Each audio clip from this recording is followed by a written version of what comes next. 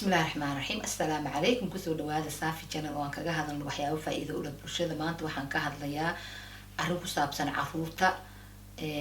waxaan ayaamahan maxay ahayd to arkay arrin dhibaato ah oo communitygeena haysata. arrintaas oo ah cuntada junk foodka ah. junk foodka cuntada maxay ta suuqa laga soo iibiyo. cuntooyinkaas oo caruurihii ay cudurro ka qaadeen khatar ah. oo aan arkay in caruuro badan ay u jiran yihiin xanuunadii ay ka qaadeen cuntooyinka suuqa laga soo gado.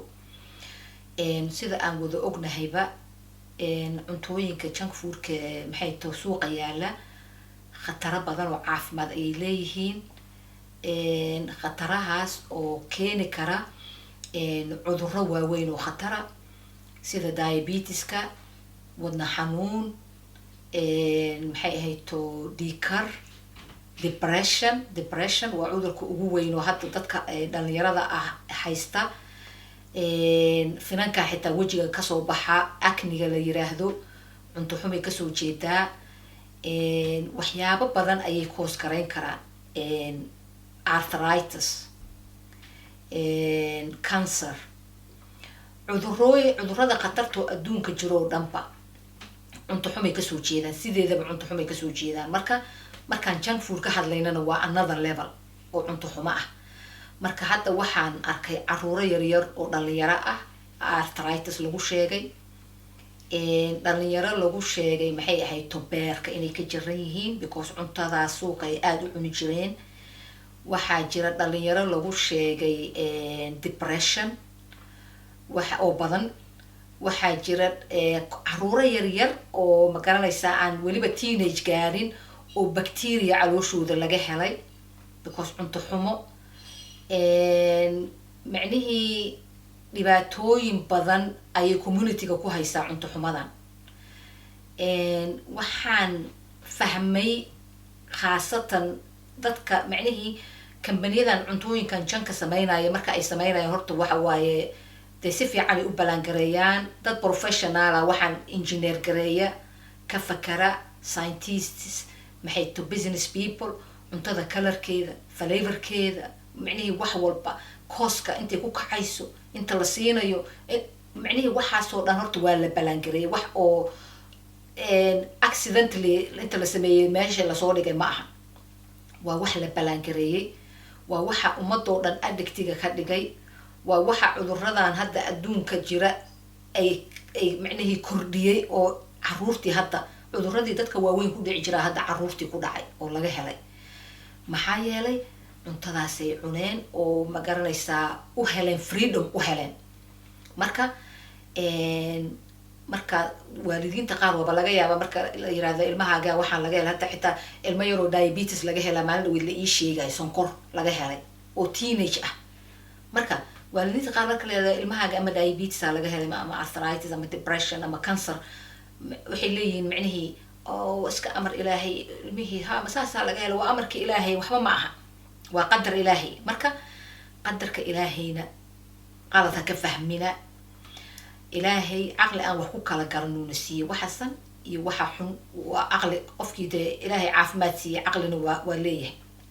marka haddaad marka adiga khatar aad u jeedid u bareeday oo aad ogtahay waad ogtahay cuntada junk foodka inay damage leedahay waad ogtahay waa u bareertay. marka resultkii marka ay ku siisay cuntadii ma aha inaa ilaahay qadarkiisa u saartid oo aad tiraadi oo ilaaha ii qadaray ma aha. waa adiga khalad aad samaysay waay.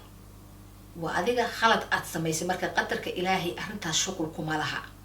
dadka isku maaweelinayo qadar ilaahay aa ii keenay waxaan macnihii hadda haddaan darashadan intaan furo aan iska tuuro anigoo miirkayga qabo oo aan luka jaba ama aan wax noqdo marka ma aha qadar ilaahay. anaa go-aankaas gaaray sameeyey. haddaad marka ciyaalkaaga aad junk food ku fiid garaysay isnood qadar ilaahay adaa go-aankeeda gaaray oo doontay oo lacag kusoo gatay. marka cuntooyinkan junk foodka ah khatar caafimaadoo badanay leeyihiin. wadna xanuun, dhiikar, maxay ta macaan, obesity. caruurta soomaalida qaara obese ah. yes dhalinyarada qaara obese ah. dhalinyarada soomaalida waa labo waa kuwo ul ah iyo kuwo maxay ta obese ah. marka obesity, depression, cuntooyinkan depression, yes depressiona laga qaadaa, depressionkana communitygeena waa ku badan yahay. marka damageka lama soo koobi karo, damageka lama soo koobi karo ilaa 2 jir ilaa 20 jir wuu ka dhex muuqdaa. arrintan haddaynaan waxba ka qabanin marka waxay noqonaysaa ilaahay naguma keeno, waa ka ducaysanaynaay in caruurtii iyagoo yaryar oo dhalinyaro ah marka aan la keergareeyo de. marka ilmo yaroo 20 jir la yiri arthritis uu haystaa, arthritis laga helay la yiri, that means ilmahaas keer u baahanaya. waa laga yaabaa by the time uu 30 ama 40 gaaro inuu arthritis kaas uu sii xumaado, wheelchairba uu koraba ama aan waxyaabaha qaar qabsan karin. ilmaha macaanka laga helay attention uu kaa rabaa, ma dayici kartid ilmahaagii oo yaroo macaan laga helay, waa inaad look after garaysid. marka lacagtaadii marka inay problems u keento familygaaga iyo caruurtaada noloshoodii ma aha wax fiican. cuntooyinka junk foodka ah meel walba yaalaan, waa very cheap, waa convenient, laakiin damageka waa badan yahay, waadna og tahay. marka please arrintan dib ha loo eego. aniga hadda inta aan arkayaan idin sheegay, idinkana kolleyba waad aragteen, inkastoo aydan u fahmaynin probably markaa aragtaan ilmo yaroo lagu leeyahay bacteria caloosha laga helay, ama lagu leeyahay macaana laga helay, ama kana laga helay, ama kaasaa laga helay, cudurkaasaa laga helay, maybe inaad ku arrinta ku daboosheen waa ilaahay amarkiis. aydan u arag in ilmahan maxaa u keenay at this age. xanuunadii dadka markay 60 iyo 70 gaadhaan ku dhici jiray, maxaa ilmahan yar u keenay, maxaguu ka qaaday? waxa waay waa lifestyle choices waay. lifestylekiisaa siiyey because cuntadaanu jeclaystay, macnihii cuntadaanu addict ku noqday. addictionkana waa idin sheego waa wax lasoo engineer garay oo laga soo shaqeeyey oo macnihii dadka qaarkood aanay fahmi karin. marka fadlan arrinta attentionkiina kusoo jeediya, dib ha loo eego. caruurta cuntooyinkan maxay ahayd toojanka ah ha laga joojiyo, ha laga joojiyo.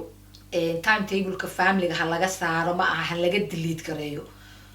arrintaa waa inaad meel ku xidhaan, oo intaa ku xidhaan weliba aada quful intaa ku jabisaan, furahana tuurtaan, yaani option noqonin guriga ka jira.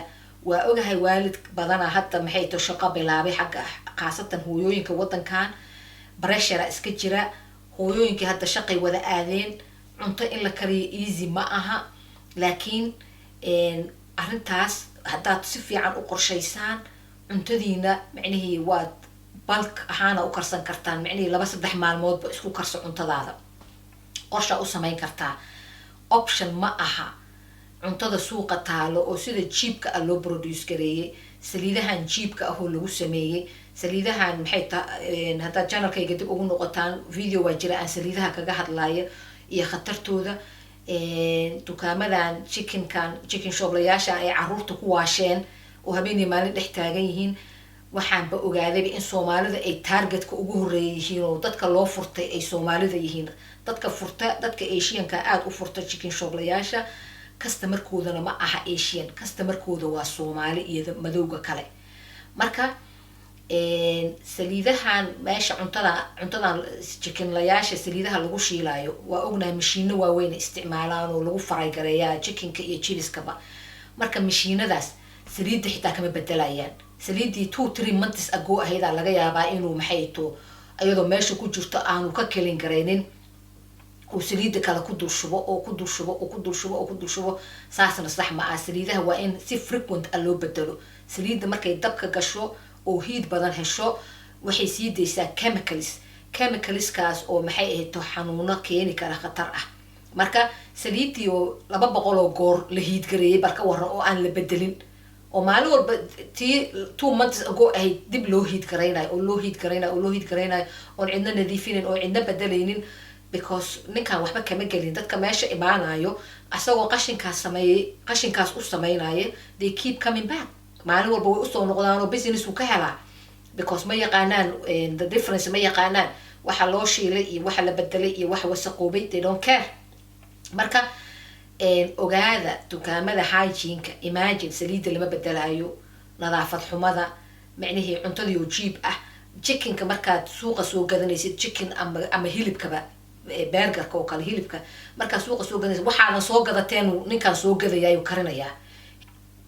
Imagine ninkaan hilib aadan soo gadateen uu karinayaa, chicken aadan soo gadateen uu karinayaa, chicken hilibka baruurta leh oo markaad suuqa tagtid aadan gadateen oo inuu wada fat yahay aad u jeedid ayuu asaga soo gadaya karinayaa. Chickenka micnihii waxa raqiiska uu soo gadaa karina marka waxaad lacag ku bixinaysaa nin kale qashinkiisii inay caruurtaadi cunaan. marka resultkiina waxa waaye inay caruurtaadi cudurro ka qaadeen waxaas, ama adiga naftirkaaga hadda cuntid aad cudurro ka qaaday. marka please videoga ma raba inaan dheereeyo, arrintaas dib ha loo eego, hana laga feejignaado. videoga haddaa ka faa'iidaysateen subscribe gareeya, thumbs up, inta aad jeceshiin la share gareeya. wassalaamu calaykum waraxmatullah.